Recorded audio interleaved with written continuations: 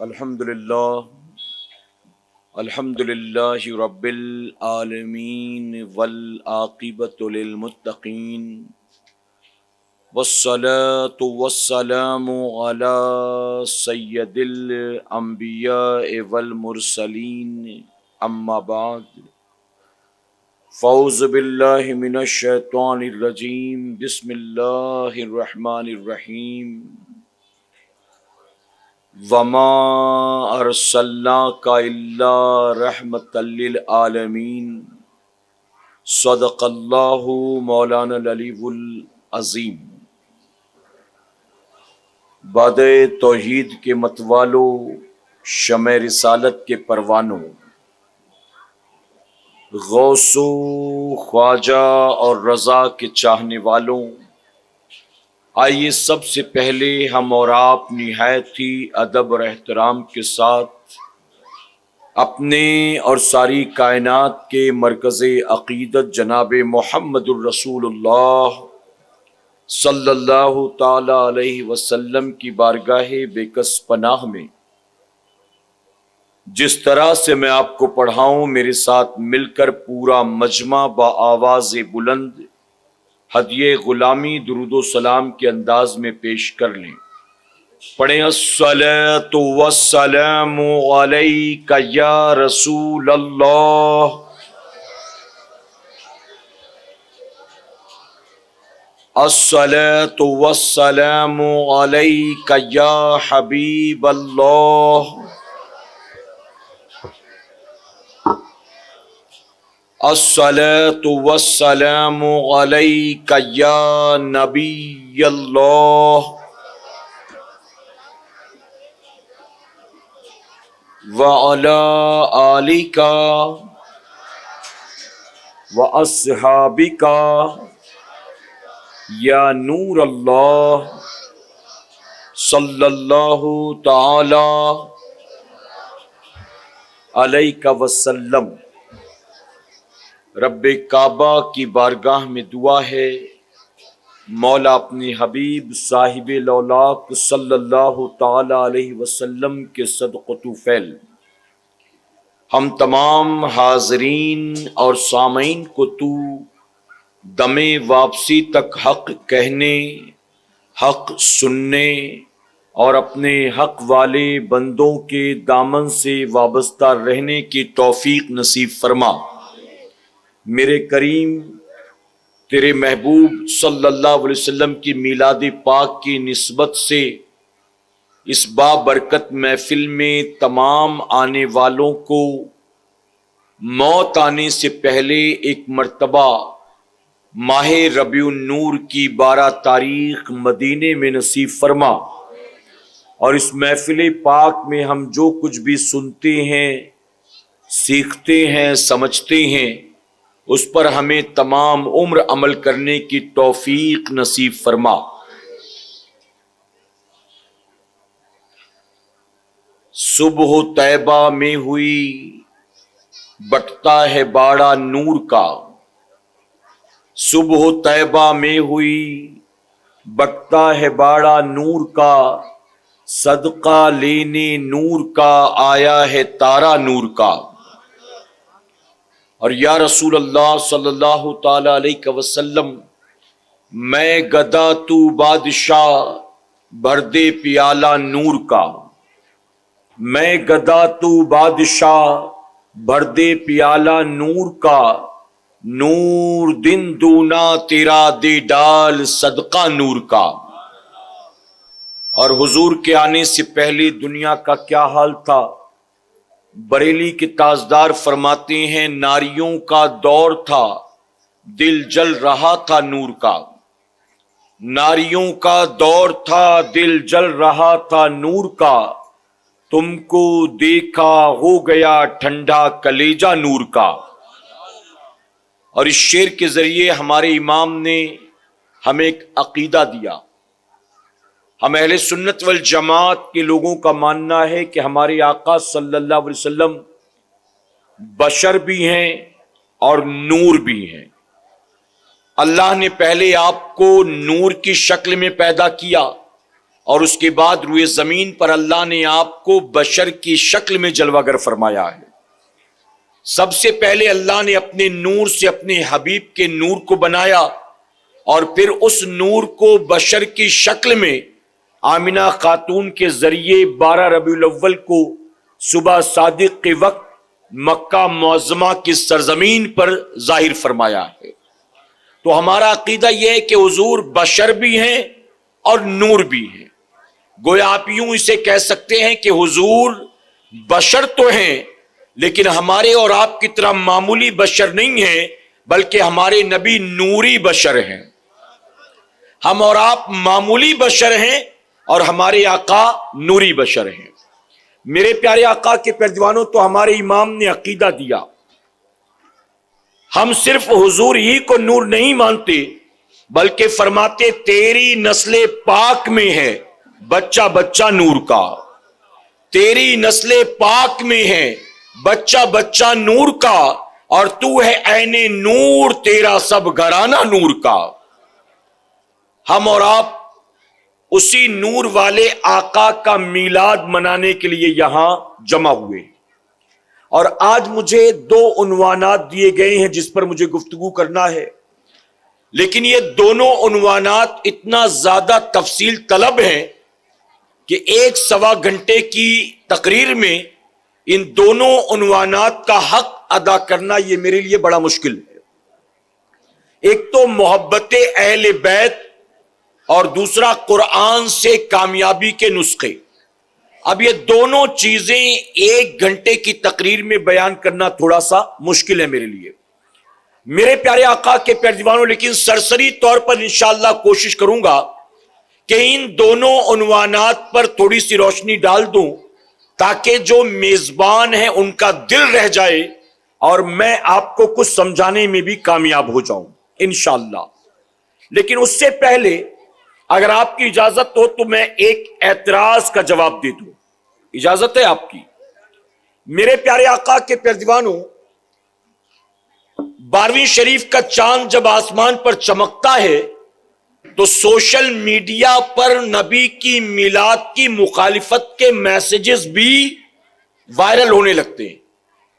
کہاں لکھا ہے؟ کہاں سے ثابت ہے؟ قرآن میں لکھا ہے؟ حدیث میں کہیں اس کا ذکر ہے؟ کسی صحابی نے نبی کا میلاد منایا ہے؟ کیا صدیق اکبر نے، عمر فاروق اعظم نے؟ آج ایک ویڈیو میں نے دیکھا جس میں نبی کی میلاد کا منکر مولوی چیلنج کر رہا ہے کہ میں تمام میلاد منانے والوں سے یہ کہتا ہوں کہ امام اعظم ابو حنیفہ نے میلاد منایا ہو تو ثابت کر کے بتاؤ۔ کیا انہوں نے جھنڈے لگائے؟ کیا انہوں نے چراغاں کیا؟ کیا انہوں نے جلوس نکالا؟ جب امام اعظم نے نہیں کیا تو پھر ہم کیوں کر رہے ہیں؟ میرے پیارے آقا علیہ الصلوۃ والتسلیم کے پیروانوں، تو اس طرح کے جتنے اعتراضات ہوتے ہیں ان اعتراضات کو دیکھ کر منکرین خوش ہوتے ہیں، اور جو محبین ہیں، عشاق ہیں، وہ مایوس ہو جاتے ہیں۔ جبکہ میں ذمہ داری کے ساتھ کہتا ہوں، منبر رسول پر موجود ہوں، تمام مسلمان کہلانے والوں میں صرف اہل سنت والجماعت وہ جماعت ہے کہ جس پر جب بھی دنیا میں کہیں کسی طرح کا اعتراض کیا گیا تو ہمارے بزرگوں نے ہر اعتراض کا جواب قرآن و حدیث کی روشنی میں پیش فرمایا ہے۔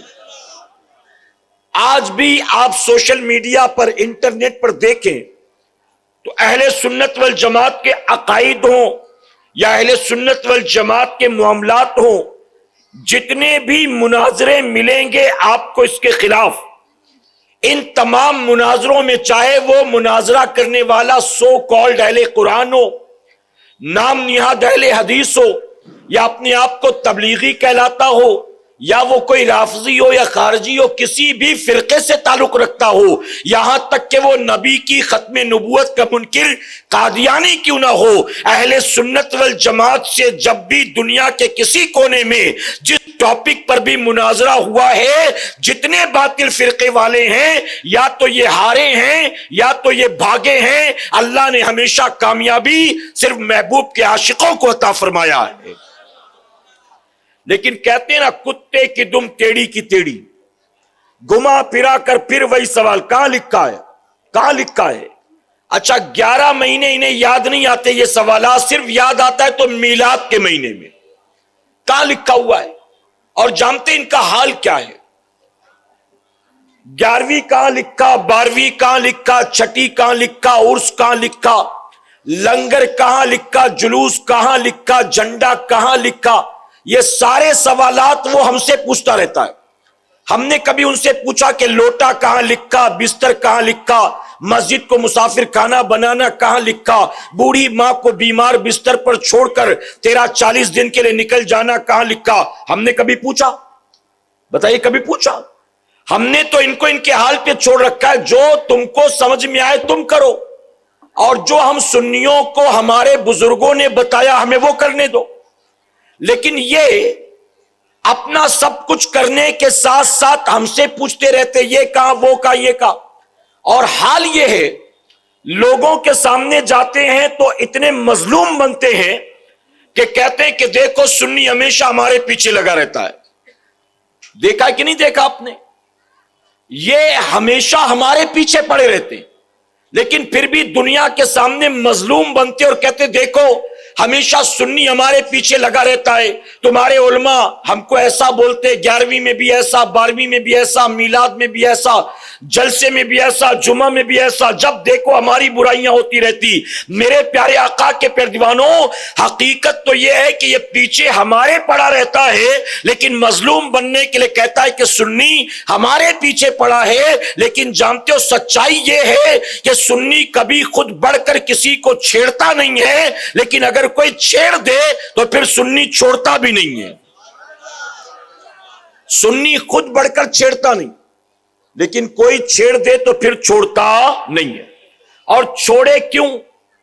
اس کی وجہ کہ ہم جو کچھ کر رہے ہیں الحمدللہ ہمارا ہر عمل، ہمارا ہر عقیدہ قرآن و سنت سے ثابت ہے، اور ہم یہ ڈنکے کی چوٹ پر کہتے ہیں۔ وہ جو لوگ کہتے ہیں نا صحابہ نے منایا، ائمہ نے منایا، اولیاء نے منایا، صوفیاء نے منایا، میں ان سے سوال پوچھنا چاہتا ہوں، کیا قرآن میں، کیا حدیث مبارکہ میں کہیں یہ لکھا ہے کہ قیامت تک کے لیے ہر وہ کام ہی جائز ہے جو کام صحابہ نے کیا، جو کام تابعین اکرام، تابعین اکرام نے کیا، جو کام ائمہ اربعہ نے کیا، اور جو کام انہوں نے نہیں کیا وہ سارے کام ناجائز، وہ سارے کام حرام؟ کیا قرآن میں ایک بھی ایسی آیت ہے؟ کیا حدیث میں حضور کا ایک بھی فرمان ایسا ہے؟ میرے پیارے آقا کے پیارے دیوانوں، میں آپ کو اصول بتاتا ہوں، توجہ ہے آپ کی؟ میں اپنے عنوان کی طرف چلوں گا، لیکن عقیدے کی بات سب سے زیادہ ضروری ہے۔ اس کی وجہ کہ جب ایسے اعتراضات ہوتے ہیں نا لوگ پریشان ہو جاتے ہیں۔ ہمیں دن میں کئی میسیجز آتے ہیں، حضرت اس کا ذرا جلدی سے جواب دیجئے۔ اب حضرت کے پاس کوئی اور کام دھندا نہیں ہے کہ یہی کرتے رہیں؟ 11ویں میں کہاں سے ثابت، 12ویں میں کہاں سے ثابت، چھٹی میں کہاں سے ثابت، محرم میں کہاں سے ثابت؟ اب حضرت یہی سب کرتے رہیں گے؟ ہم کہتے ہیں آج کے حضرت کو یہ سب کرنے کی کوئی ضرورت نہیں ہے، یہ سارا کام اعلیٰ حضرت نے کر دیا ہے۔ آج کے حضرت کو ٹینشن لینے کی ضرورت ہی نہیں ہے، یہ سب اعلیٰ حضرت نے کر رکھا ہے۔ تو میرے پیارے آقا کے پیارے دیوانوں، سن لے ایک بات ذہن میں اچھی طرح محفوظ کر لیں۔ شریعت کا اصول یہ ہے، صحابہ نے اگر کوئی کام کیا، توجہ ہے آپ کی، کوئی کام صدیق اکبر نے کیا، خلفائے راشدین نے، جناب ابو ہریرہ نے، حضرت بلال نے، سلمان فارسی نے، اگر کوئی کام صحابہ نے کیا تو ان کا وہ کرنا ہمارے لیے اس کام کے جائز ہونے کی دلیل ہو سکتا ہے۔ لیکن اگر صحابہ نے کوئی کام نہیں کیا تو ان کا وہ نہ کرنا ہمارے لیے نہ کرنے کی دلیل نہیں ہے۔ نہ ہی کوئی کام ان کے نہ کرنے سے وہ کام ناجائز و حرام ہو جاتا ہو۔ آئی بات سمجھ میں آپ کے؟ اگر صدیق اکبر نے کوئی کام کیا، عمر فاروق اعظم نے، عثمان غنی نے، مولا کائنات نے کوئی کام کیا، تو ہمارے لیے دلیل ہے کہ انہوں نے کیا تھا، تو ظاہر ہے کہ یہ کام جائز ہے۔ لیکن اگر انہوں نے وہ کام نہیں کیا تو ان کے نہ کرنے سے وہ کام ناجائز نہیں ہوتا. شریعت کا یہ اصول ہے. اسی طرح ائمہ اربعہ نے، تابعین اکرام نے، تبع تابعین اکرام نے، اولیاء صوفیاء نے اگر کوئی کام کیا تو ان کے کرنے سے اس کام کے جائز ہونے کی دلیل تو ملے گی، لیکن ان کے نہ کرنے سے وہ کام ناجائز و حرام نہیں ہوگا. آگئی بات سمجھ میں آپ کے؟ مثال کے طور پر جو کہتے جھنڈے لگائے تھے صدیق اکبر نے، چراغاں کیا تو عمر فاروق اعظم نے، جلوس نکالا تو عثمان غنی نے، کیا بتاؤ یہ سب کچھ مولا کائنات نے کیا تھا. میرے پیارے آقا کے پیروانوں، ہم کہتے ان کے لیے صدیق اکبر نے، عمر فاروق اعظم نے، تمام صحابہ نے، اور بھی ہزاروں کام ایسے ہیں جو نہیں کیے تھے، وہ تم بھی کر رہے ہو، ہم بھی کر رہے ہیں، اور اس میں کسی کو کسی طرح کا کوئی اعتراض نہیں ہے. کسی کو کسی طرح کا کوئی اعتراض نہیں. میرے پیارے آقا کے پیارے دیوانوں، بتائیے کسی صحابی نے زندگی میں کبھی ایک بار بھی آئس کریم کھایا تھا؟ پھر آئس کریم کھاتے وقت یہ کیوں نہیں کہتے کہ صحابہ نے نہیں کھایا تھا تو ظاہر ہے کہ جائز نہیں ہوگا کھانا؟ کسی صحابی نے بتائیے نوڈلز کھایا تھا، پاستا کھایا تھا، برگر کھایا تھا، اڈلی کھایا تھا، وڑا کھایا تھا؟ کسی صحابی نے کولڈ ڈرنک پیا تھا، کیک کھایا تھا؟ یہ تمام صحابہ سے ثابت نہیں.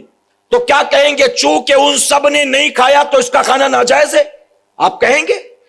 میرے پیارے آقا کے پیارے دیوانوں، ان کے کرنے سے اس کام کے جائز ہونے کی دلیل تو ملے گی، لیکن نہ کرنے سے وہ کام ناجائز و حرام نہیں ہوگا. لوگ کہتے ہیں کہ ہم دین کی بات کر رہے، دین کی.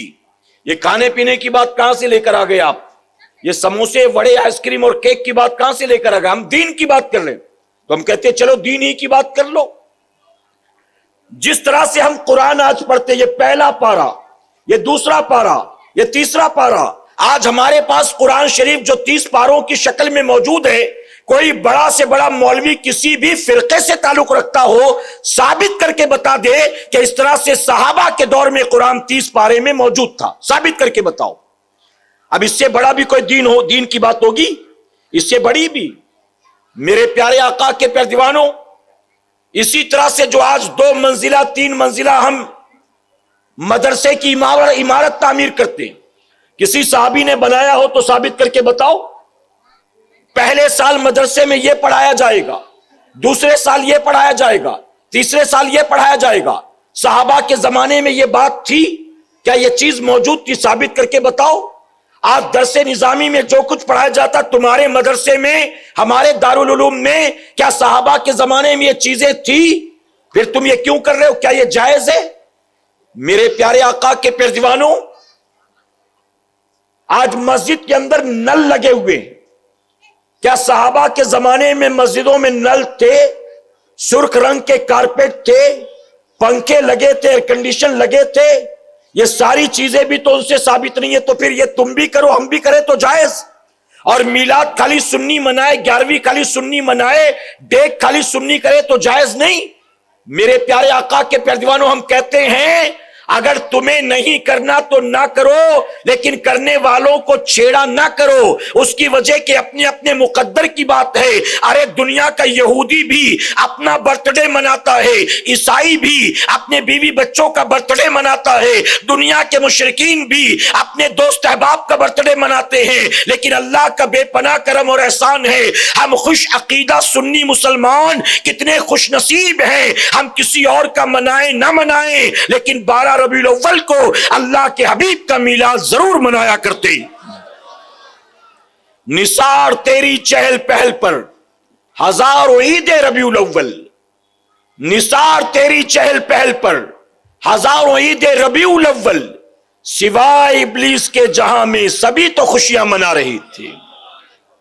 اب ایک اور اصول بتا دوں میں آپ کو، اجازت ہے؟ مجھے 2 عنوان دیے گئے، لیکن میں اس سے پہلے یہ آپ کا عقیدہ کریکٹ کرنا چاہتا ہوں، اور یہ وہ باتیں ہیں جو زندگی بھر کام آئیں گی انشاءاللہ. میرے پیارے آقا کے پیارے دیوانوں، اگر ہم کسی چیز کو حلال کہیں، جائز کہیں، تو یاد رکھیں اس کو حلال و جائز ثابت کرنے کے لیے دلیل کی ضرورت نہیں ہوتی ہے. میں شریعت کا اصول بتا رہا ہوں، ضابطہ. کسی چیز کے حلال و جائز ہونے کے لیے ثبوت کی ضرورت نہیں ہے، لیکن کسی چیز کے ناجائز و حرام ہونے کے لیے ثبوت کی ضرورت ہوتی ہے. مثلا ہم کہیں کہ میلاد منانا جائز، تو پروف کرنا ہماری رسپانسبلٹی نہیں ہے. اگر کوئی کہے نہیں میلاد منانا ناجائز ہے، میلاد منانا حرام ہے، میلاد منانا شرک ہے، تو اب حرام، ناجائز اور شرک ثابت کرنے کی ذمہ داری اس کی ہے جو فتویٰ لگا رہا ہے. لیکن اگر کوئی کہے حلال جائز تو اس کی ذمہ داری نہیں ہے حلال اور جائز ثابت کرنے کی. پھر لوٹ کر چلوں، آئس کریم کھانا جائز ہے کہ ناجائز ہے؟ جی، قرآن میں کوئی آیت ہے اس کے جائز ہونے کے لیے؟ حضور کا کوئی فرمان ہے کہ جائز ہے؟ اچھا چلیے، کسی صحابی کا کوئی قول ہے کہ یہ جائز ہے؟ ائمہ اربعہ میں سے کسی کا قول ہے کہ یہ جائز ہے؟ غریب نواز نے بھی اگر کہا، غوث پاک نے بھی کہا، تو وہ بھی ثابت کر کے بتا دو. کیا ان کا کوئی قول ہے؟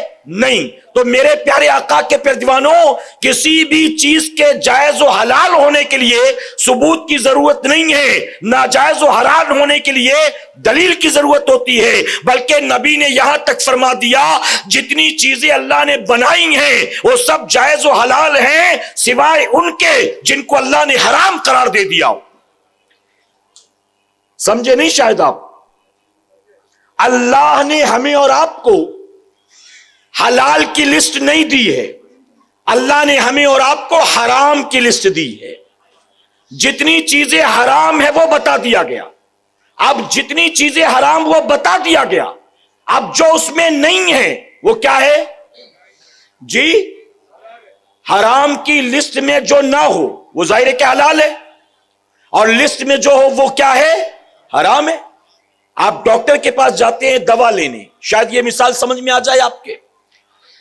آپ کو بی پی کا پرابلم ہے، شوگر کا پرابلم ہے، ہارٹ کا پرابلم ہے، ویٹ کا پرابلم ہے، جو بھی تکلیف ہے، تو ڈاکٹر دوائیوں کے ساتھ ساتھ آپ کو پرہیز بتاتا ہے. ہوتا ہے کہ نہیں ہوتا؟ نمک کم کرو، گھی تو بالکل چھونا نہیں، بند کر دو، چاول بس اتنا کھایا کرو، تیل مسالہ کم کر دو، گوشت بھی ہفتے میں 2 بار کھایا کرو. ایسا ہی ہے نا؟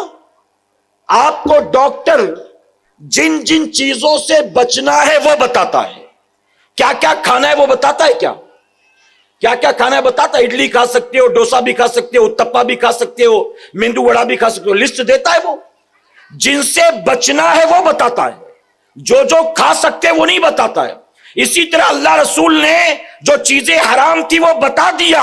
اب اگر حرام کی لسٹ میں جو چیز نہیں ہے وہ گویا قیامت تک کے لیے حلال ہے، جائز ہے. اب جو کہتے ہیں میلاد حرام ہے، ہم ان سے کہتے ہیں، ہم چیلنج کرتے ہیں، قرآن کی ایک آیت لا کر بتا دو، حضور کا کوئی ایک فرمان لا کر بتا دو جہاں اللہ اور اس کے رسول نے میلاد کو حرام قرار دیا. اب اگر کوئی ہم سے پوچھے جائز ہے، بتاؤ کہاں لکھا ہے، تو اس کا ثبوت دینا ہماری ذمہ داری نہیں ہے. اگر تو ناجائز و حرام کہتا ہے تو پروف کر. ہم کہتے ہیں آج مسلمان اپنی بیوی کا برتھ ڈے منا رہا ہے، بیٹوں کا منا رہا ہے، اپنا منا رہا ہے، دوستوں کا منا رہا ہے. میں کسی سے پوچھتا ہوں سنیچر کو مرکز پہ نہیں آئے، کیوں نہیں آئے؟ کہتا دراصل فیملی کو لے کے ڈھابے پہ گیا تھا. ارے یار کسی اور دن چلے جاتے، یہی دن ملا تھا ڈھابے پہ جانے کا. کہتا کیا بولوں حضرت، دراصل میری بیٹی کا برتھ ڈے تھا. بیٹی کا برتھ ڈے تھا. اب یہ مسلمانوں میں ٹرینڈ عام ہو رہا ہے کہ نہیں ہو رہا ہے بتاؤ؟ پہلے بچوں کا مناتے تھے، اس کے بعد اماں کا شروع کیا، پھر ابا کا بھی ہونے لگ گیا ہے. اب یہ بالکل عام ہو گیا، جس کا برتھ ڈے ہے کل اس کا برتھ ڈے ہے، پرسوں اس کا برتھ ڈے ہے. ہم کہتے ہیں جب پوری دنیا برتھ ڈے اپنا اپنا منائے تو اس پر کوئی ثبوت نہیں، کوئی دلیل نہیں، اس کا کوئی رد نہیں، اس سے روکنے کی کوئی کوشش نہیں. اور سنی سال میں ایک بار نبی کا برتھ ڈے منائے تو اس پر اتنے اعتراضات، اتنے فتوے. ہم کہتے ہیں سنو، یہ دنیا والے اپنا اپنا برتھ ڈے منائیں یا منانا بند کر دے، لیکن روئے زمین پر جب تک ایک سنی زندہ رہے گا قیامت تک اپنے نبی کا برتھ ڈے مناتا رہے گا.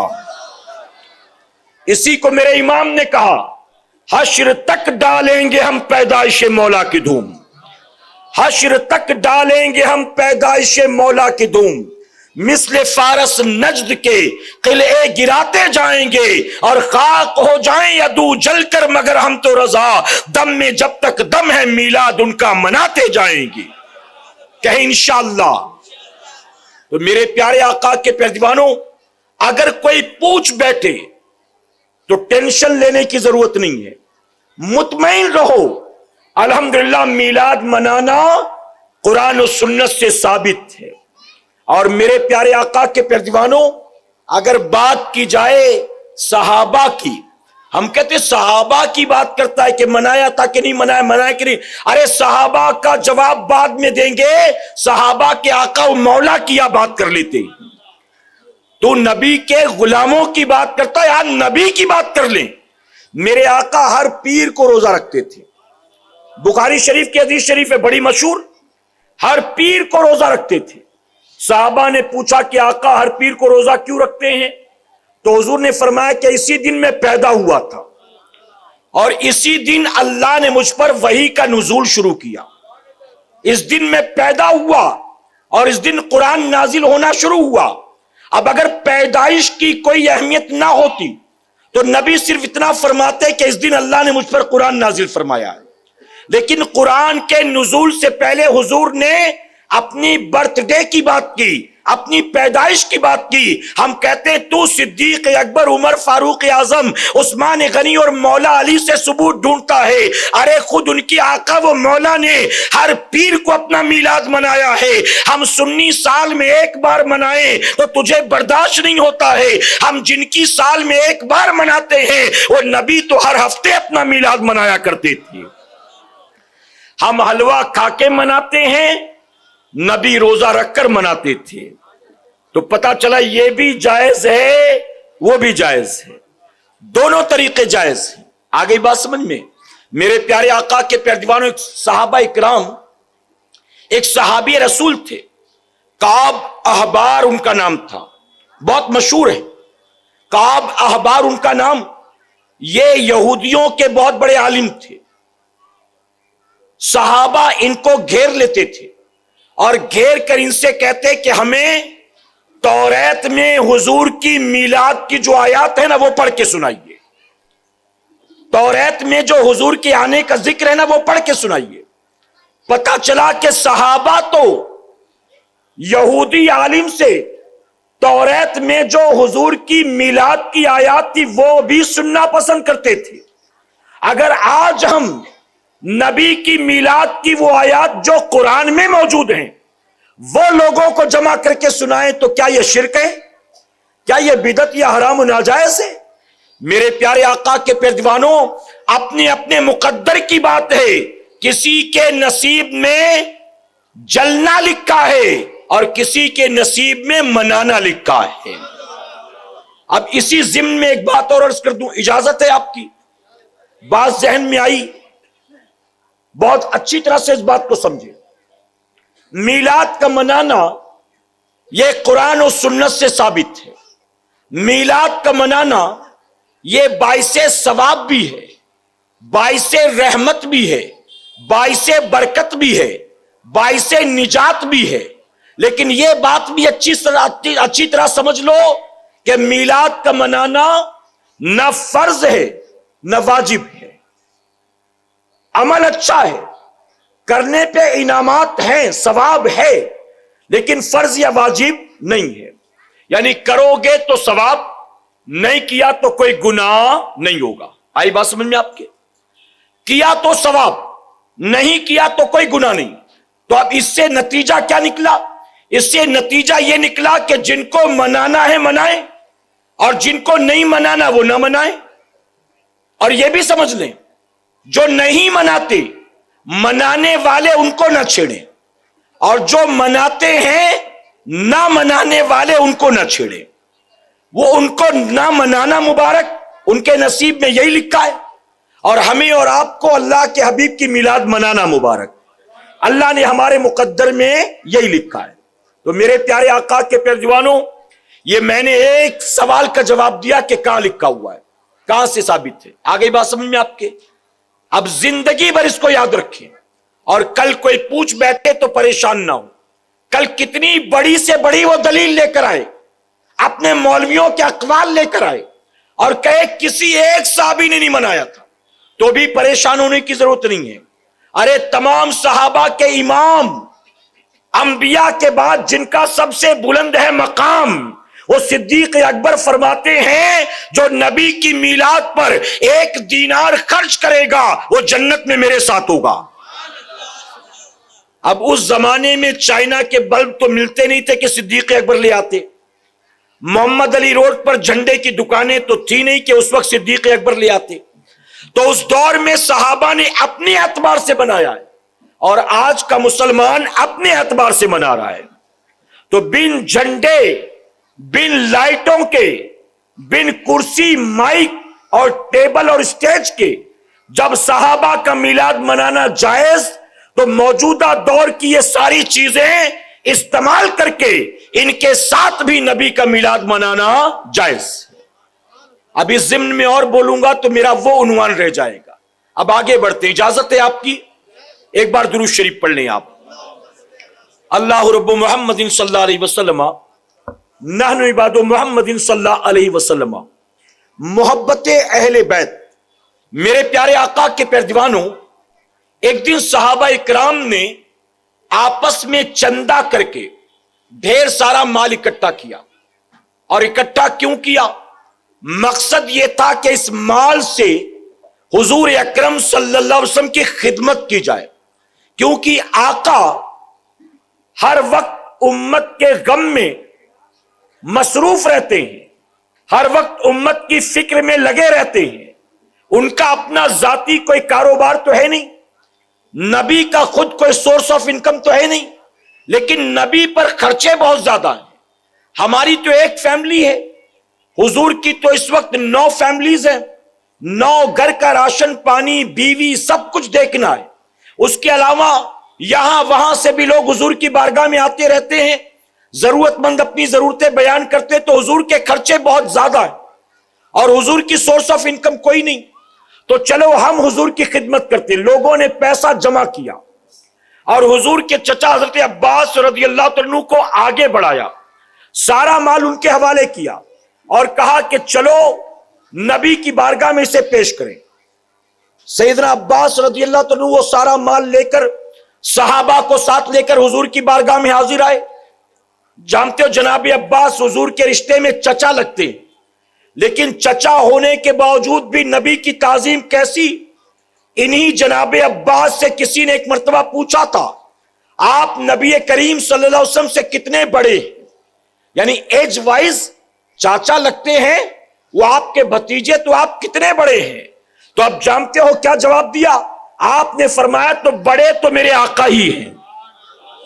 آپ جواب دیتے بڑے تو میرے آقا ہی ہیں، ہاں یہ بات اور ہے کہ میں ان سے پہلے پیدا ہو گیا تھا، ان سے پہلے۔ کیا تعظیم ہے! اور یہاں آج کا مولوی کہتا ہے کہ وہ بڑے بھائی کی طرح ہے، بڑے بھائی کی طرح۔ معاذ اللہ، جن کے بھتیجے لگتے ہیں وہ خود بھی امتی بن کر، چاچا بن کر نہیں، امتی بن کر اپنے آقا کی تعظیم فرماتے ہیں اور قیامت تک آنے والی نبی کی امت کو ایک تعلیم دے رہے ہیں۔ انہی جناب عباس کو لوگوں نے آگے پیش کیا کہ آپ کا خونی خاندانی رشتہ بھی ہے، ہم نبی کی بارگاہ میں یہ پیش کریں گے، آقا کہیں ہم سے ناراض نہ ہو جائیں، آپ اس کو پیش کریں۔ تو جناب عباس رضی اللہ عنہ آپ پہلے تو تیاری کرتے ہیں کہ میں بولوں گا کیا، اس کے بعد ذہن تیار کر کے حضور کی خدمت میں حاضر ہوتے ہیں، عرض کرتے ہیں آقا آپ کا دن بھی ہمارے لیے ہے، آپ کی راتیں بھی ہمارے لیے ہیں، آپ کا جاگنا بھی ہمارے لیے ہے، آپ کا سونا بھی ہمارے لیے ہے، آپ کا مسکرانا بھی ہمارے لیے ہے، آپ کا رونا بھی ہمارے لیے ہے، آپ کی ساری محنت مشقت ہمارے لیے ہے، آقا سب کچھ آپ ہمارے لیے کرتے ہیں، ہم آپ کے لیے کچھ بھی نہیں کرتے ہیں، آقا ہم یہ تھوڑا سا مال لے کر کر آئے ہیں، اگر آپ اسے قبول کر لیں گے آپ کا ہم پر کرم ہو جائے گا، اور ہم جانتے ہیں کہ یہ مال بھی آپ اپنی ذات پر نہیں بلکہ اپنے غلاموں پر ہی خرچ کریں گے، آقا ہمارا چھوٹا سا نذرانہ قبول کر لیں۔ تو جانتے ہو نبی اس سے پہلے کہ کچھ فرماتے، اللہ رب العزت نے اپنے حبیب پر آیات نازل کر دی، اور جن آیات کا مفہوم کچھ یوں ہے: اے لوگوں، میں تم سے کسی چیز کی اجرت طلب نہیں کرتا، میں تم سے کوئی محنتانہ نہیں مانگتا، یعنی میں نے تمہیں جو کچھ بھی دیا ہے اس کے عوض مجھے تم سے کچھ بھی نہیں چاہیے، ہاں اگر تم کچھ کرنا ہی چاہتے ہو تو بس اتنا کرو، میری اہل بیت سے محبت کرنا، میرے قرابت داروں سے تم محبت کرنا، میرے اپنوں سے تم محبت کرنا۔ اب اسی موقع پر جناب عباس نے عرض کیا تھا آقا آپ کی اہل بیت کون ہے؟ تو حضور نے فرمایا علی، فاطمہ اور ان کے بیٹے حسن حسین میری اہل بیت تھے۔ محبت سے کہیں علی، فاطمہ اور حسن حسین ان کی بیٹے یہ میری اہل بیت ہے۔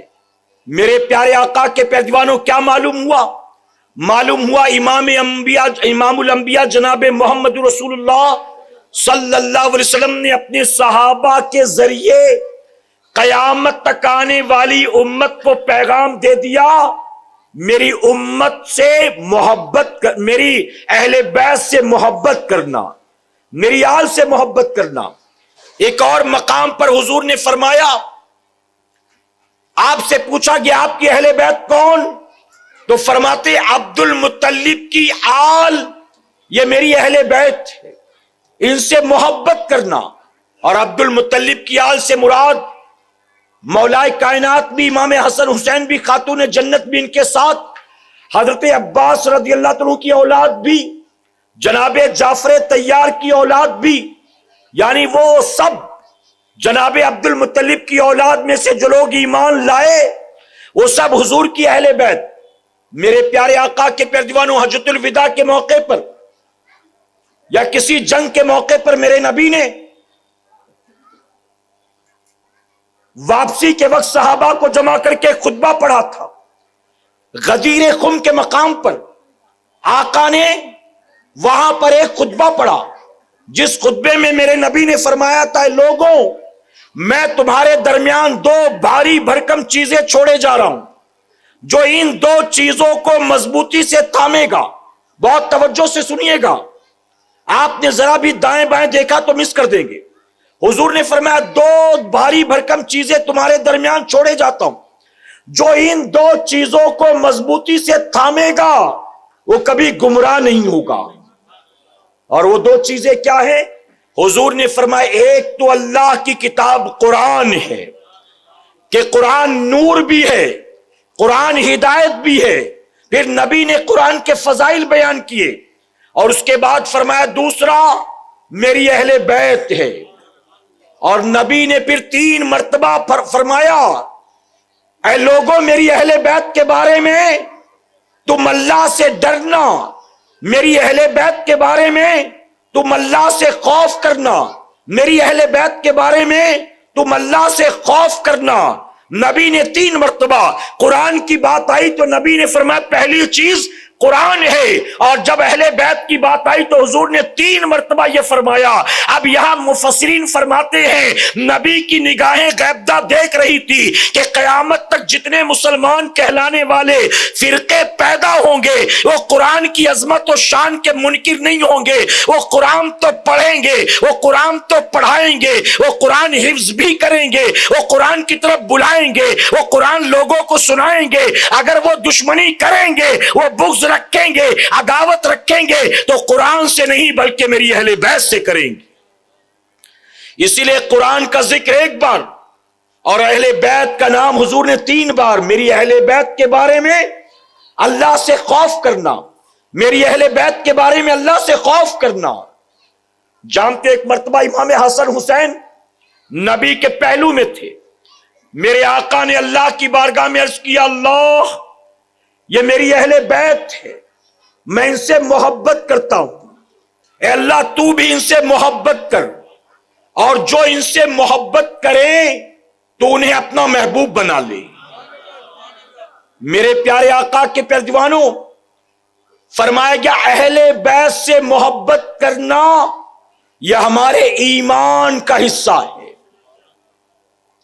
اہل بیت سے محبت کرنا یہ ہر ایمان والے کے لیے واجب ہے۔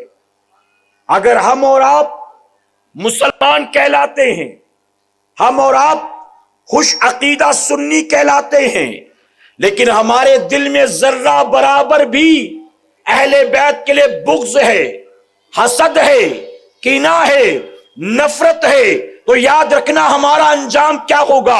میرے نبی فرماتے اگر کوئی شخص بیت اللہ اور مقام ابراہیم کے درمیان، یعنی خانہ کعبہ اور مقام ابراہیم کے درمیان نمازیں پڑھتا ہو، نفل روزے رکھتا ہو، وہ وہیں عبادت کرتے کرتے اسی جگہ پر مر جائے اور اس کے دل میں میری اہل بیت کے لیے دشمنی ہو، آقا فرماتے وہ جہنم کی آگ میں جلایا جائے گا۔ ایسا لگ رہا تھا جیسے نبی کی نگاہیں غیبداں یزید پلید کو دیکھ رہی تھی۔ نبی کی نگاہیں غیبداں یزید کے 22,000 ساتھیوں کو دیکھ رہی تھی۔ اس لیے نبی نے تاکید کی میری اہل بیت، میری اہل بیت، میری اہل بیت۔ آقا نے یہاں تک فرمایا تم اس وقت تک کامل مومن نہیں ہو سکتے جب تک کہ اپنی جان سے زیادہ میری جان سے محبت نہ کرو، جب تک کہ اپنی اہل سے زیادہ میری اہل سے محبت نہ کرو، جب تک کہ اپنی اولاد سے زیادہ میری اولاد سے محبت نہ کرو۔ اب جب نبی نے فرما دیا اپنی اولاد سے زیادہ جب تک میری اولاد سے محبت نہیں کرو گے تم کامل مومن نہیں ہو سکتے ہو۔ اب ایک آدمی اہل بیت سے بغض رکھتا ہو، اب کتنے بھی حج کر لے، کتنا بھی عمرہ کر لے، وہ نماز کی صورت میں کتنی بھی اٹھک بیٹھک کر لے، اللہ کی بارگاہ میں جب اس کا ایمان ہی کامل نہیں ہے تو کیا اس کی عبادتیں کامل ہوں گی؟ صدیق اکبر فرماتے میں ابو بکر اپنے رشتہ داروں سے زیادہ نبی کے رشتہ داروں سے پیار کرتا ہوں۔ ہمیں بھی چاہیے اپنے بچوں سے زیادہ نبی کے بچوں سے پیار کریں کہ انشاءاللہ۔ اور نبی کے بچوں سے مراد مولا کائنات کے بیٹے، مولا علی کے بیٹے، میرے پیارے آقا کے پیارے دیوانوں، مفسرین اکرام نے اہل بیت کو ڈسکرائب کیا تو کئی لوگوں کو اہل بیت میں شامل فرمایا، الگ الگ کیٹیگریز بنائی ہے۔ بہرحال اس کا ذکر کرنے کا موقع نہیں، میں صرف اولاد علی کی بات کرتا ہوں۔ آپ ذرا سوچیں، حضور اکرم صلی اللہ علیہ وسلم نے فرمایا ایک انسان کو زمین کی جس مٹی سے پیدا کیا جائے گا، یعنی زمین کے جس حصے کی مٹی سے اس کا جسم بنایا گیا، بعد مرنے کے اس کو اسی زمین کے حصے میں دفن کیا جائے گا۔ توجہ ہے آپ کی؟ زمین کی جس مٹی سے اس کا جسم بنا، مرنے کے بعد اس کو وہیں پر دفن کیا جائے گا۔ آج میرے نبی کے پہلو میں صدیق اکبر آرام کر رہے ہیں، عمر فاروق اعظم آرام کر رہے ہیں، تو پتا چلا ایک ہی جگہ کی مٹی سے اللہ نے حبیب کے جسم کو تیار کیا، اور جو مٹی بچ گئی تھی اسی سے ابو بکر اور عمر کو بنایا گیا ہے۔ اور جانتے علماء کیا فرماتے ہیں؟ آپ کہیں گے یہ بات کہاں سے بیچ میں آ گئی؟ جانتے علماء کیا فرماتے ہیں؟ علماء فرماتے ہیں زمین کی وہ مٹی آج جہاں حضور کی پشت مبارک لگی ہوئی ہے، یعنی آقا جہاں آرام کر رہے ہیں، قبر انور کا وہ حصہ جہاں زمین کی مٹی سے نبی کی پشت لگی ہے، علماء فرماتے ہیں زمین کی مٹی کا وہ حصہ عرش اعلیٰ سے بھی افضل ہے۔ وہ حصہ جنت سے بھی افضل ہے۔ آپ سوچیں کہ جہاں نبی کی پشت لگی ہو، جب زمین کی مٹی کا وہ حصہ عرش اعلیٰ سے بھی افضل ہے، تو جب اسی مٹی سے، جس مٹی سے اللہ نے حبیب کے جسم کو بنایا ہے، اسی سے ابو بکر کو اور عمر کو بنایا ہے، ارے جہاں مٹی پر جسم لگے اس مٹی کا مقام اتنا بلند ہو جائے، تو جب اسی مٹی سے اللہ نے ان دونوں کو پیدا کیا تو ان دونوں کا مقام کتنا بلند ہوگا۔ اور جو اس نبی کے جسم سے بچی مٹی سے نہ بنائے گئے ہوں، بلکہ جو اسی نبی کی اولاد ہوں، کہ جن کے جسم کی مٹی بھی، خون بھی، گوشت پوشت بھی سب نبی سے نسبت رکھنے والا ہے، تو سوچے نبی کی اس آل کا مقام کتنا بلند ہوگا۔ ایک مرتبہ حضور اکرم صلی اللہ علیہ وسلم نے اپنا خون مبارک ایک صحابی کو دیا اور کہا کہ لے جاؤ، اس کو لے جا کر کہیں پر دفن کر دو۔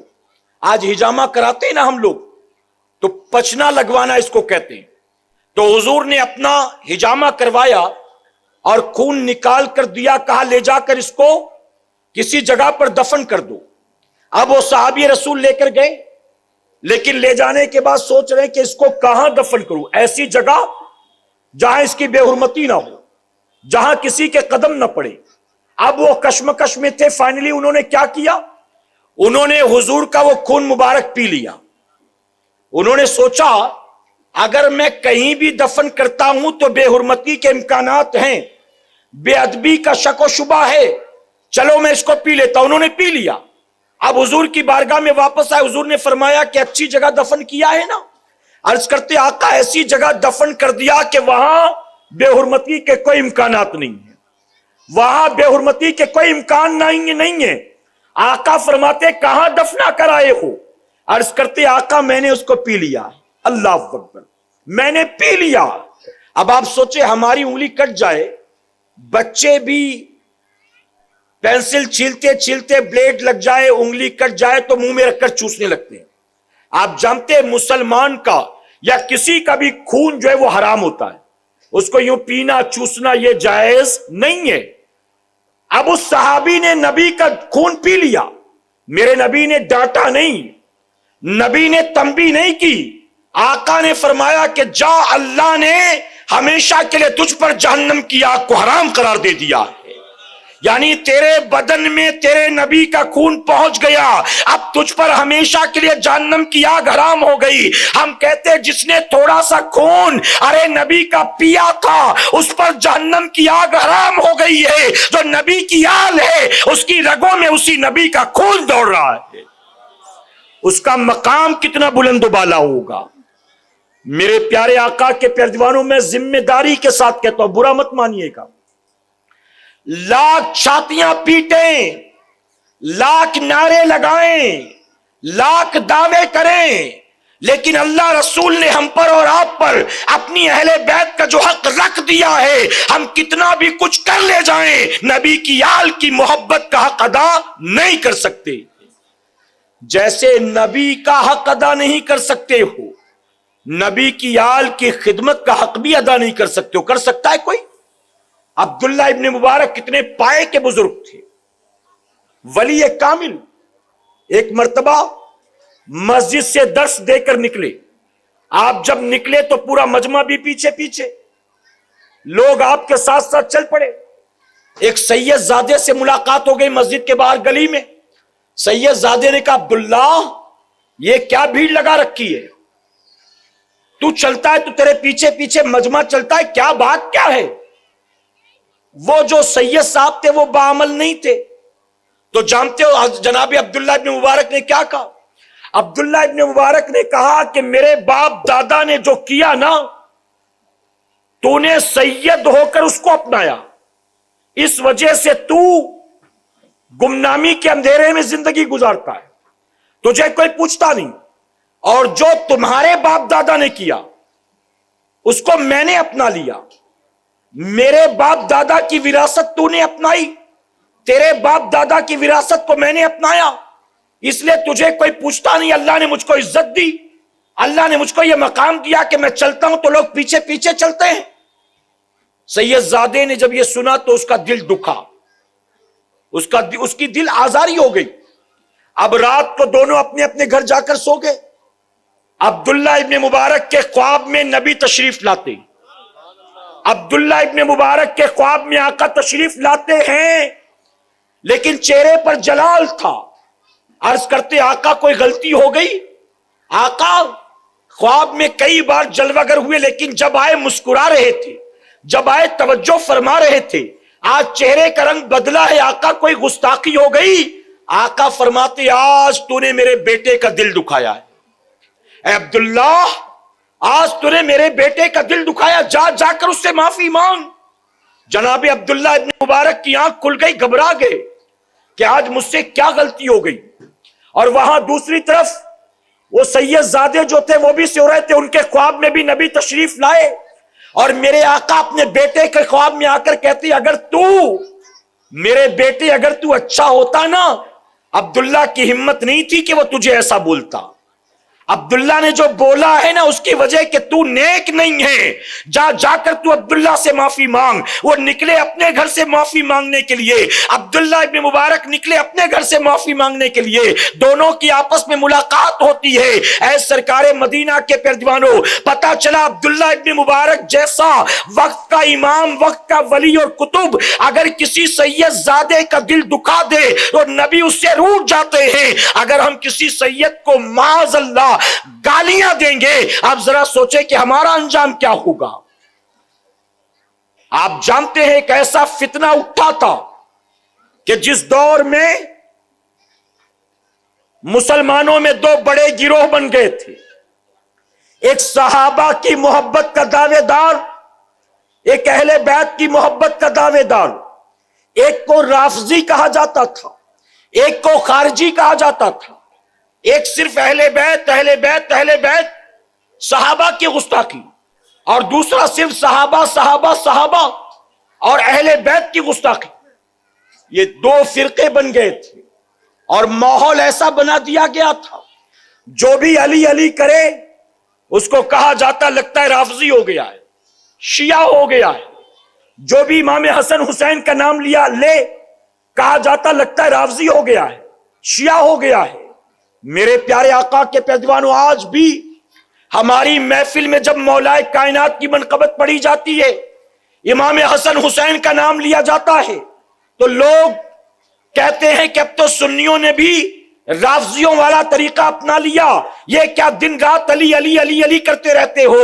ہم جانتے ہو علی علی کیوں کرتے ہیں، اس کی وجہ کہ جس نے ہمیں ایمان کی دولت دی اسی نبی نے یہ بتایا تھا علی کو دیکھنا عبادت ہے، علی کے چہرے کی زیارت کرنا عبادت ہے۔ اب صحابہ نے عرض کیا تھا آقا ہم موجود ہیں، علی کو دیکھتے ہیں، لیکن سب علی کو نہ دیکھ سکیں گے، وہ تو اس ثواب سے محروم رہ جائیں گے۔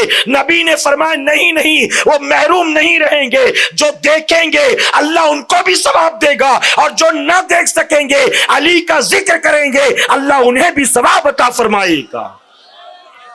تو پتہ چلا علی علی کرنا، علی علی کرنا رافضیت نہیں ہے، علی علی کرنا یہ تو عبادت ہے، علی علی کرنا یہ تو نبی کا حکم اور سنت ہے۔ میرے پیارے آقا کے پیروانوں، مولائے کائنات کے تعلق سے میرے نبی نے فرمایا تو بہت غور سے سننا، یہ جو دو فرقے پیدا ہو گئے تھے، نبی نے پہلے ہی فرمایا تھا علی تیرے چاہنے والوں کا حال عیسیٰ ابن مریم جیسا ہوگا۔ نبی فرماتے ہیں دو لوگ، ایک قوم تجھے اتنا چاہے گی اتنا چاہے گی اتنا چاہے گی جتنا لوگوں نے عیسیٰ ابن مریم سے محبت کی، اور محبت کر کر کے انہیں خدا کا بیٹا بنا دیا۔ علی تیری محبت میں بھی ایک فرقہ ایسا ہوگا جو تجھے اس حد تک پہنچا دے گا، اور تجھے چاہنے والی دوسری جماعت ان لوگوں کی ہوگی جو تیری بے ادبی کریں گے، تیری گستاخی کریں گے۔ ان دونوں کا اسلام سے کوئی تعلق نہیں، یہ دونوں ایمان سے ہاتھ دھو بیٹھیں گے، یہ دونوں اسلام سے خارج ہو جائیں گے. یعنی جو علی کو حد سے بڑھا دے وہ بھی اسلام سے باہر ہے، اور جو ولی علی کے مقام کو گرا دے وہ بھی اسلام سے باہر ہے. اس لیے کہتا ہوں سنیوں، اللہ کا ہم پر بے پناہ کرم اور احسان ہے. اللہ نے نہ رافضیوں کے گھر پیدا کیا نہ خارجیوں کے گھر پیدا کیا، اللہ نے پیدا کیا تو سنیوں کے گھر پیدا کیا. نہ مولا علی کو عیسیٰ ابن مریم کی طرح چاہتے ہیں، اور نہ مولا علی کو آج کے خارجیوں کی طرح چاہتے ہیں. میرے پیارے آقا کے پیارے دیوانوں، اہل بیت سے محبت. امام اعظم ابو حنیفہ کو عباسی خلیفہ نے گرفتار کیا. عباس رضی اللہ عنہ کی اولاد میں سے تھا عباسی خلیفہ. اس نے گرفتار کیا، کوڑے لگوائے. اس نے کہا تھا آپ قاضی بن جائیں. آپ نے قاضی کا عہدہ قبول نہیں کیا، سزا کے طور پر آپ کو قید کر کے کوڑے لگوائے. اتنا مارا جاتا کہ بے ہوش ہو جاتے. روایتوں میں آتا جب بے ہوشی کے بعد ہوش میں آتے، جو لوگ بھی آس پاس ہوتے ان کو سب کو گواہ بناتے اور ان سب کو جمع کر کے کہتے گواہ ہو جاؤ، خلیفہ نے مجھے کوڑے لگوائے لیکن میں اسے معاف کرتا ہوں. لوگوں نے کہا وہ کوڑے لگواتا ہے آپ معاف کرتے ہو، بات کیا ہے؟ آپ فرماتے میں نہیں چاہتا کہ قیامت کے دن وہ لوگ جن کا تعلق نبی سے ہو، جن کی نسبتیں رشتہ داریاں نبی سے ہوں، قیامت کے دن میری وجہ سے ان کو پکڑا جائے، اس لیے میں ان کو معاف کر دیتا ہوں. یہ کون تھے؟ امام اعظم. اللہ اکبر. اپنے شاگردوں کو ایک مرتبہ بٹھا کر پڑھا رہے تھے. شاگردوں میں امام یوسف جیسے لوگ، امام محمد جیسے لوگ، آپ بٹھا کر شاگردوں کو پڑھا رہے ہیں. بڑی بڑی کتابیں. کچھ دوری پر ایک بستی تھی جہاں سادات اکرام رہتے تھے، سید رہتے تھے. وہاں کچھ بچے دور کھیل رہے تھے. کھیلتے کھیلتے گیند یا کوئی اور چیز وہاں آ گئی جہاں یہ لوگ بیٹھے پڑھ رہے تھے. جب وہاں وہ چیز آئی تو ایک بچہ جو کہ سید تھا بھاگتا ہوا آیا گیند یا کھلونے کو لینے کے لیے. اب جیسے ہی بھاگتا ہوا وہ وہاں آیا، امام اعظم فوراً کھڑے ہوئے ہاتھ باندھ کر. اب شاگردوں نے دیکھا امام اعظم کو تو وہ بھی سارے کھڑے ہو گئے. اب بچہ گیند لے کر چلا گیا تو امام اعظم بیٹھے، شاگرد پھر بیٹھ گئے. کچھ دیر کے بعد پھر کھیلتے کھیلتے گیند وہاں آ گئی. بچہ دوبارہ آیا تو امام اعظم پھر ہاتھ باندھ کر کھڑے ہو گئے. 3-4 بار ایسا ہوا. اب شاگرد پریشان کہ یہ کیا ایکسرسائز ہے؟ ارے بچے کی گیند یہاں آتی یا تو ہم اٹھا کے پھینک دیں، یا تو ڈانٹ دیں، یا تو بھگا دیں. ہمارے استاد بار بار کھڑے کیوں ہو جاتے؟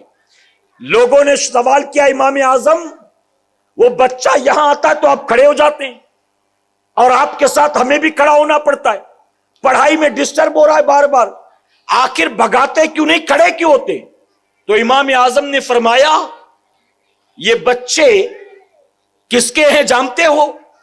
کہا یہ فلاں سیدوں کے بچے ہیں، یہ فلاں گاؤں میں رہنے والے سادات کے بچے اہل بیت ہیں. تو کہا کہ اب بتاؤ ہم جو قرآن پڑھ رہے ہیں، ہم جس قرآن سے مسائل کو نکال رہے ہیں، یہ قرآن ہمارے نانا دادا پر نازل ہوا ہے کہ ان کے نانا دادا پر؟ شاگردوں نے کہا ان کے نانا دادا پر. تو امام اعظم فرماتے ہیں کہ جن کے نانا دادا پر قرآن نازل ہوا، جب ان کا احترام نہیں کر سکتے تو قرآن کا احترام کیا کریں گے؟ وہ بچے چونکہ سید ہیں اس لیے میں ان کے احترام میں کھڑے ہو جاتا ہوں. ارے بس 4-5 بار کھڑے ہو کر تم تھک گئے. سنو، اگر یہ بچے 100 بار بھی یہاں آئیں گے میں 100 بار بھی منع نہیں کروں گا، ان کے ادب میں 100 بار کھڑے ہو جاؤں گا. یہ امام اعظم کی تعلیم.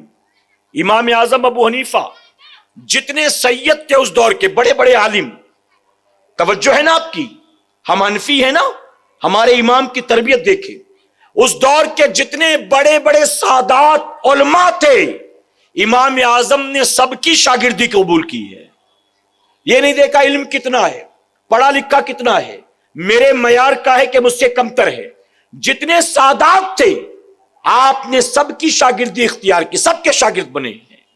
آپ جب پہلی بار پہنچے امام جعفر صادق کے پاس، امام جعفر صادق کے پاس پہلی بار پہنچے آپ، تو آپ کے امام جعفر صادق کے درس میں بہت سارے لوگ بیٹھے ہوئے تھے۔ امام اعظم پہنچے تو جا کر دو زانو ہو کر بیٹھے۔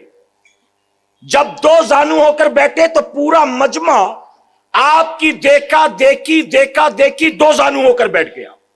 امام جعفر صادق نے لوگوں سے پوچھا یہ کون ہے جو میری محفل میں اس طرح ادب سے بیٹھا ہے اور جسے دیکھ کر تم سب بھی دو زانو ہو کر بیٹھ گئے؟ لوگوں نے کہا یہ مسلمانوں کے امام نعمان بن ثابت امام اعظم ابو حنیفہ ہیں، یہ ادب ہے سادات کا۔ اور امام شافعی کو اہل بیت کا نام لینے کی وجہ سے گرفتار کیا گیا، آپ کے پاؤں میں بیڑیاں ڈالی گئی، آپ کو جنزیروں میں باندھ کر کھینچا گیا، آپ سے کہا گیا تو اہل بیت اتنا کرتا ہے تو رافضی ہے؟ تو امام شافعی نے کہا تھا اگر اے تمام چرند و پرند، اے انسان و جنات و فرشتوں گواہ ہو جاؤ، اگر اہل بیت کی محبت رافضیت ہے تو ہاں شافعی رافضی ہو گیا ہے، ہاں امام شافعی رافضی ہو گیا ہے۔ آپ نے یوں 3 مرتبہ کہا، اور جانتے ہو آپ نبی کی بارگاہ میں کیا عرض کرتے ہیں؟ عرض کرتے آقا آپ کی اہل بیت سے محبت کیوں نہ کروں؟ ارے ہماری نمازیں تو اس وقت تک ادھوری رہتی ہیں جب تک کہ آپ پر اور آپ کی آل پر ہم درود نہ بھیج دیں۔ یہ علماء کی تربیت ہے ہمارے اور آپ کے لیے، یہ محبت اہل بیت ہے۔ اللہ اکبر، اللہ اکبر۔ اچانک ذہن میں بات آئی، اگر میں آپ سے کہوں نا یہ ہمارے ساتھی نعتخواں جنہوں نے نعت پڑھی یہ سید شاہ زیب بھائی ہیں، تب آپ کہیں گے اچھا سے سید ہیں، یہ اچھی نعت پڑھتے ہیں ماشاءاللہ۔ میں کہوں وہ جو سامنے بیٹھے ہیں یہ ہمارے ساتھی سید غیاث الدین بھائی ہیں، اچھا یہ بھی سید ہیں ماشاءاللہ ماشاءاللہ۔ آپ یوں کہیں گے آج ہم تعارف کرائیں تو پتہ چلتا ہے سید ہے، خان ہے، شیخ ہے، چودھری ہے، انصاری ہے، پٹھان ہے، لیکن قربان امام عشق و محبت کی شان یہ ہے آپ کو تعارف نہیں کرانا پڑتا تھا۔ خان پٹھان ہم جیسا کوئی شیخ کہیں سے آ جاتا تو بتانا پڑتا فلاں فلاں فلاں ہے، لیکن جب کوئی سید آتا تھا تو امام عشق و محبت کا حال یہ تھا کہ بریلی کا کلندر بنا تعارف کے خوشبو سے پہچان لیتے تھا نبی کا کوئی بیٹا یہاں پر موجود۔